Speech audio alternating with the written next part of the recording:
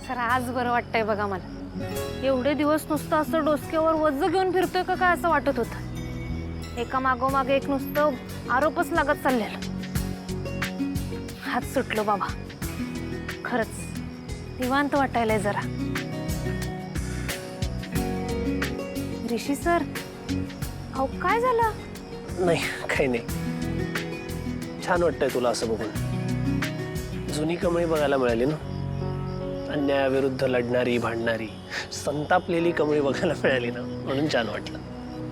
खरंय सर, खरं हे जे काय झालं त्यात सगळ्यात मोठा वाटा तुमचा, निंगीचा आणि बंड्याचा आहे। अहो तुमच्यामुळेच मी अनिका आणि कामिनी आजींचा खरा चेहरा सगळ्यांसमोर आणू शकले। तुम्ही माझ्यावर विश्वास ठेवला, तुम्ही नेहमी मला सपोर्ट करत आलाय, म्हणूनच हे सगळं घडलं। आपण त्याच लोकांना सपोर्ट करतो ना ज्यांच्यात तो स्पार्क असतो, जे आपली माणसं असतात। तुझ्यात आहे तो स्पार्क, आणि ते सगळे जे आरोप होते ते सगळे खोटे होते, आणि ते सिद्ध करण्याचा हाच एक चान्स होता। इट्स जस्ट की तेव्हा तुझ्या बाजूने कोणीतरी स्ट्रॉंगली उभं राहणं गरजेचं होतं। सर खरं एका टायमाला मला असं वाटलं हो का मी लईच गोंधळलोय, अडकत चाललोय, असं खचल्यासारखं वाटत होतं। खरं आबांनी मला परत लढायची हिंमत दिली। बाबांनी? कशी काय? हो मी गावाकडे होतो की नाही तेव्हा असं काय झालं, मी गोंधळलो का मग आबा मला परत संजीवनीसारखं जिवंत करायचं। जगातलं असं काय बी झालं तर मी आबांकडे गेलो तर सगळं प्रश्न मिटायचं। बघा की आज मी आबांचं पत्र आलं आणि सगळी प्रश्न मिटली। मग काय म्हणतात आबा? काय नाही, तेच आपलं जे नेहमी सांगतात तेच पत्रातनं लिहिलेलं। काही विशेष म्हणतात का? नाही विशेष काय नाही, हेच आपलं कशी आहेस, कसं चाललाय अभ्यास, सपान पुरं करूनच परत गावाकडे ये, एवढंच, दुसरं काही नाही।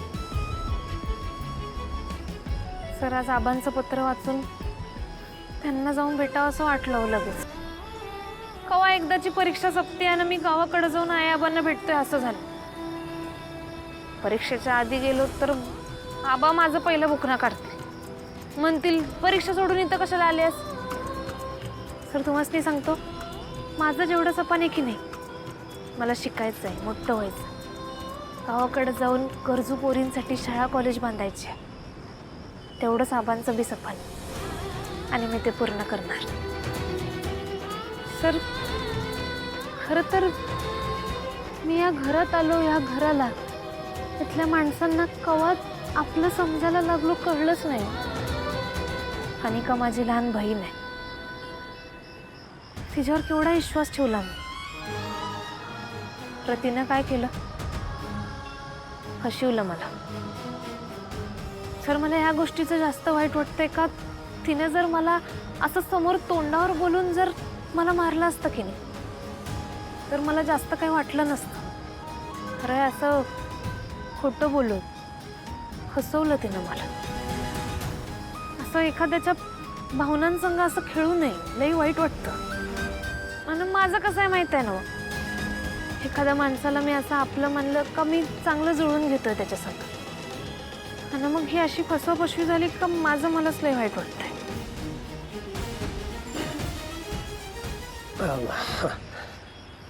कमळी, तू नको अनिकासाठी एवढं वाईट वाटून घेऊ।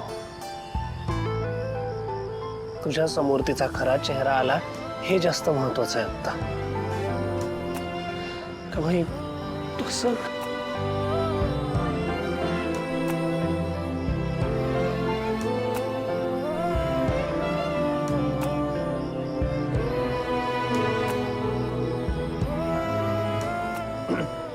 मला असं रडायचं नव्हतं सर।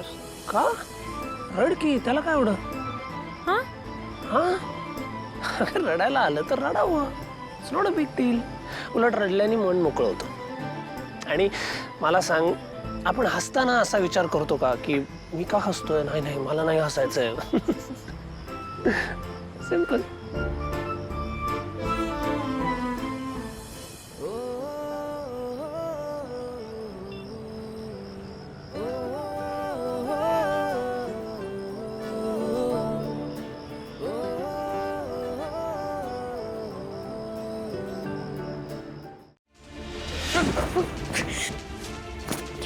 अनिका ए बरं शांत हो जरा. तुझी गन दे.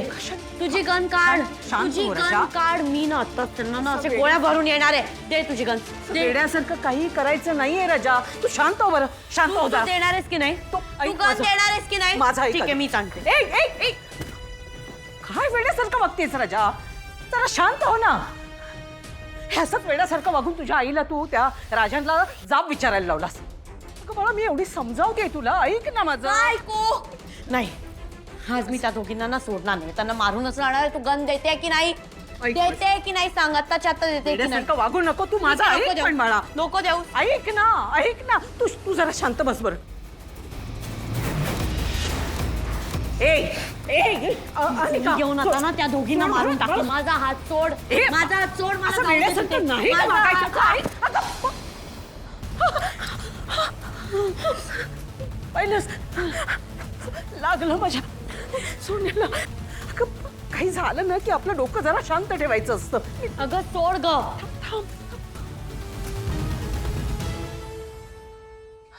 दाखव इथे दाखव.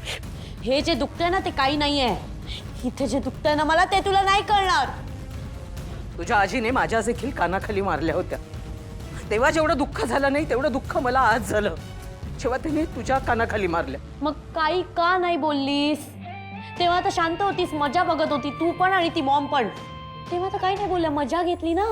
आणि मला एक गोष्ट कळत नाही, आपल्या सगळ्यांना त्या गावछापने एक्सपोज केलं आणि तू काय केलंस? नथिंग. माझी प्रॉपर्टी ग्रॅब करून जाईल आणि तू काहीच करू नको, कारण आपण काही करूच शकत नाही. कोण म्हणतं तुला काहीच करू शकत नाही आपण? हा सांग ना. आपण सगळ्या गोष्टी करू शकतो. तर शांत हो जरा आणि गोष्टी धीराने घ्यायच्या असतात.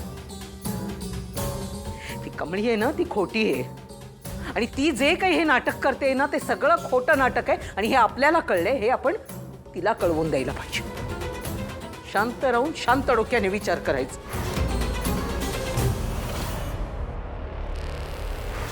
काय वाट काढवल्या?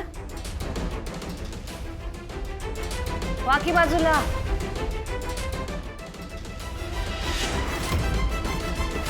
काय सोडा माझा हात. काय चाललंय चल तुमचं? सोडा म्हणलंय ना हात. चल म्हणलं ना. चल सोडा.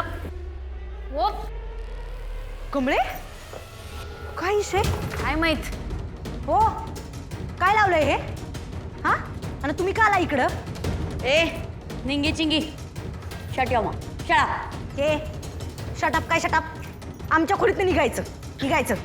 हे घर ना माझं आहे. या घरची मालकीण मी आहे. तुझी लायकी तरी आहे का यार? हे लायकी काढायची नाही हं? नाहीतर हिथं तिसरे सपवीन तुझा. तुझ्या तर आता अच्छा मी पण तुला बघते ना.